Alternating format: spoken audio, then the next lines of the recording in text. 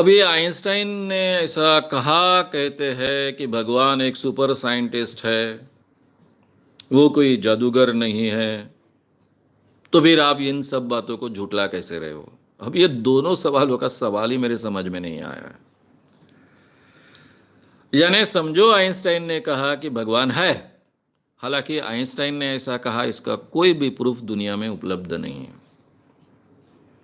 उन्होंने भगवान है ऐसा कहा, इसका कोई भी प्रूफ दुनिया में उपलब्ध नहीं है। इसके बावजूद उनके नाम पर, न्यूटन के नाम पर, आइंस्टाइन के नाम पर ऐसी कई बातें कही जाती हैं। उन्होंने कहा हो ना कहा हो, विज्ञान में एक कहावत बहुत प्रसिद्ध है। अभी आइंस्टाइन के नाम से ही वो कहावत मैं आपसे कहूंगा। आइंस्टाइन जो कहता है उसको बिल्कुल कोई महत्व नहीं है। फिर से रिपीट करता हूं, आइंस्टाइन जो कहता है उसको कोई महत्व विज्ञान के क्षेत्र में होता नहीं है। आइंस्टाइन जो प्रूव करता है उसी को केवल विज्ञान के क्षेत्र में महत्व होता है।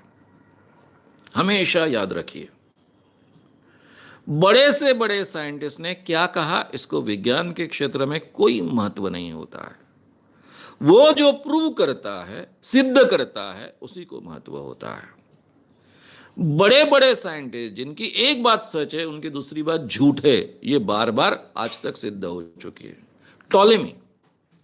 टॉलेमी केवल एक फिलोसोफर नहीं था, बहुत बड़ा साइंटिस्ट था।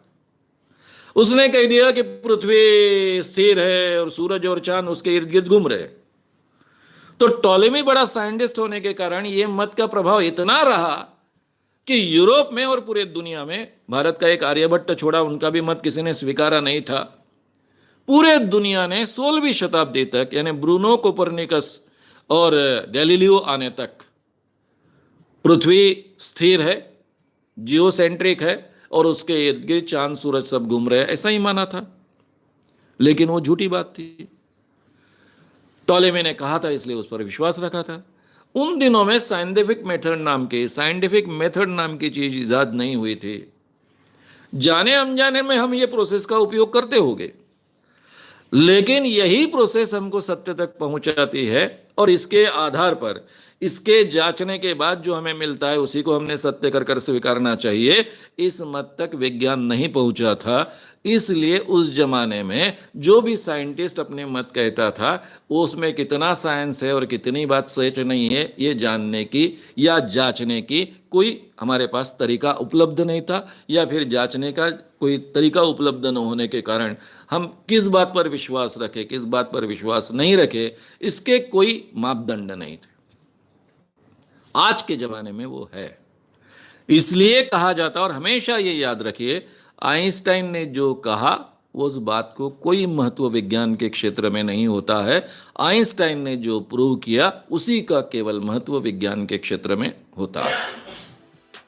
अगर आपको ये वीडियो पसंद आया हो तो उसे ज़रूर लाइक करें, लोगों में ये अवेयरनेस फैलाने में हमारी मदद करें।